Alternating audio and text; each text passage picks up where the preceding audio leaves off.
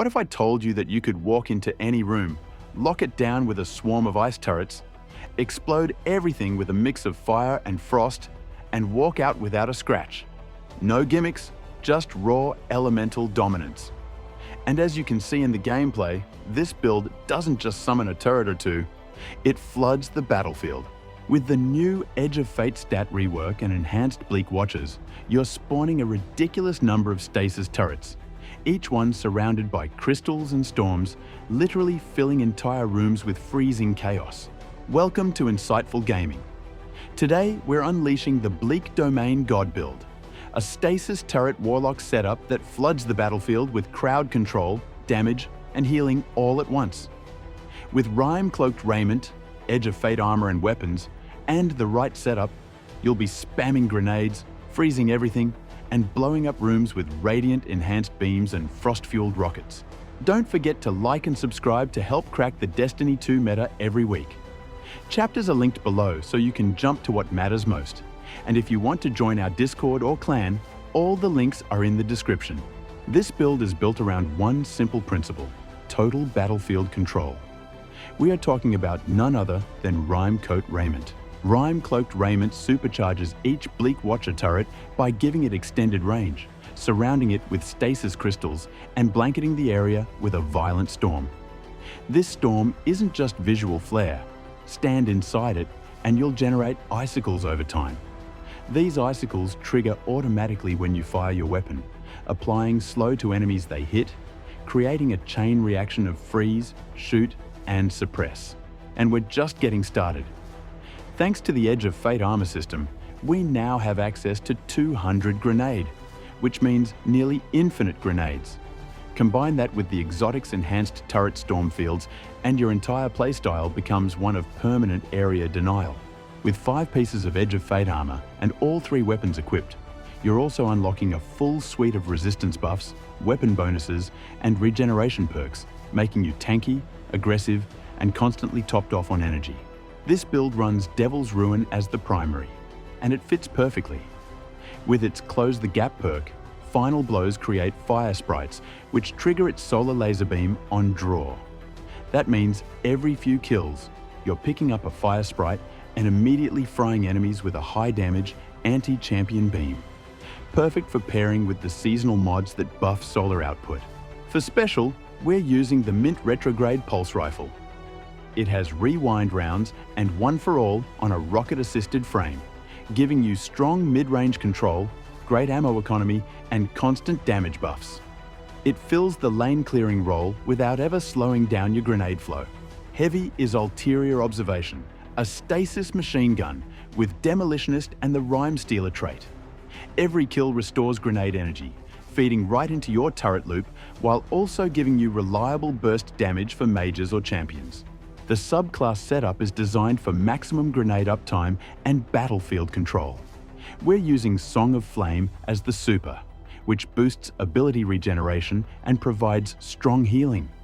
Perfect for longer engagements where turret uptime and team sustain are both crucial. For your class ability, either Healing Rift or Phoenix Dive works. The melee is Arcane Needle.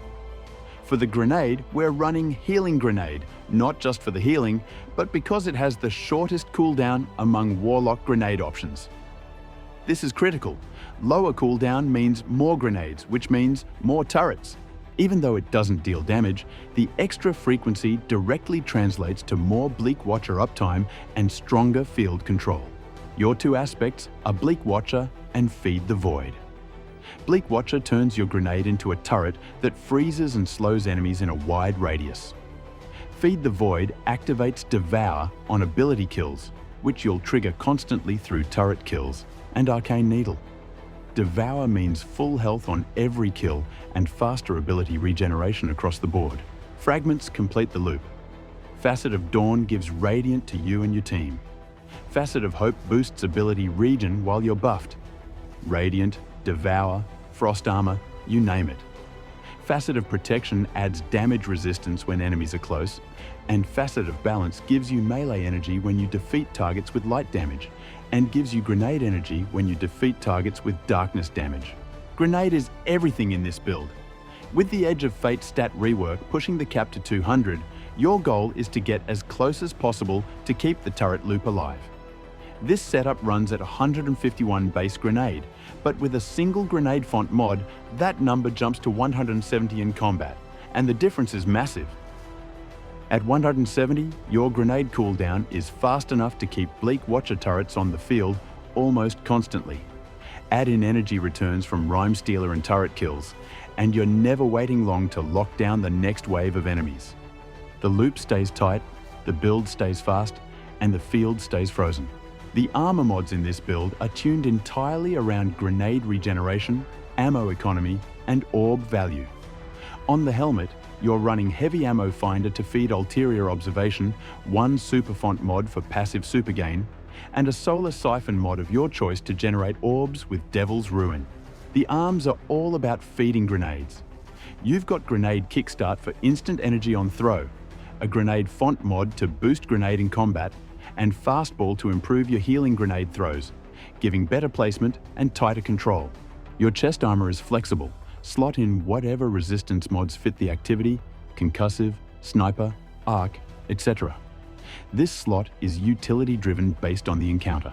For legs, we're using innovation to reduce grenade cooldown from orb pickups, stacks on stacks to double armor charge from a single orb, and recuperation for instant health on pickup, helping to reinforce your healing loop. The Warlock bond closes the loop.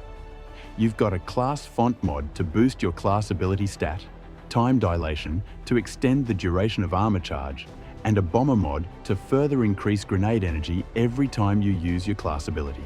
Every mod is tuned to keep grenades cycling, orbs flowing, and your heavy weapon online. This season's Edge of Fate artifact mods take the build to the next level by directly reinforcing your core loops, grenade spam, elemental buffs, and weapon performance. From row 1, you're using Flame, Fiber, and Freeze to combine solar and strand siphons into one slot, keeping your mod economy clean. One with Frost buffs reload speed and stability for stasis weapons, while Frost armor is active, which pairs perfectly with ulterior observation. In row 3, Fever and Chill gives you Radiant from solar precision hits and Frost armor from stasis precision hits, triggered constantly through Devil's Ruin and your rocket launcher. Frost Renewal causes a freezing burst when you take critical damage while Frost armor is active, granting the armor to nearby allies. Reciprocal Draw gives Devil's Ruin a short damage buff when you land rapid final blows with any non-sidearm weapon. Row 4 brings Shoulder to Shoulder, granting damage resistance while dealing sustained precision damage near 2 or more allies. Great for high-tier content. Elemental Coalescence gives you a chance to spawn elemental pickups matching your equipped super element, meaning more fire sprites and stasis shards feeding the loop. In row 5, Radiant Shrapnel causes scorched enemies or sustained damage, while Radiant to release solar projectiles that deal damage and scorch. Finally, Shield Crush is the perfect hybrid. While you have Frost armor, melee recharges faster and hits harder. While Radiant, your grenade does the same. If you enjoyed the build, hit like and subscribe. Chapters are below, and the Discord link is in the description if you want to join the clan or grab more endgame builds. I will see you in the next one.